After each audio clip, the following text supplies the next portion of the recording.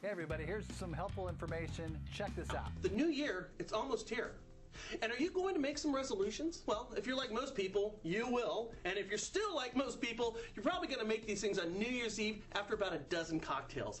Nice. Hey, making resolutions is a good thing to do, but if we're gonna make them, it's best to choose goals that we can actually hit, keep the number of them down to a minimum, and take a little bit of time to actually plan them out. Now, it's also best to be very specific about your resolutions. For example, rather than saying, I'm going to lose weight this year, say, I'm going to lose 20 pounds. Or instead of saying, you know, I'm going to offload some of my debt, say, I'm going to pay off my Visa card. Hey, we're no experts at keeping resolutions, which I think is pretty obvious. Suck it in! But we did find a couple of articles that might help out. Down below are links to the top 10 resolutions, so if you're having trouble thinking of some, you can find them there, and the top 10 ways to keep those resolutions. Hope you enjoy that information. Again, call us or email us with any questions.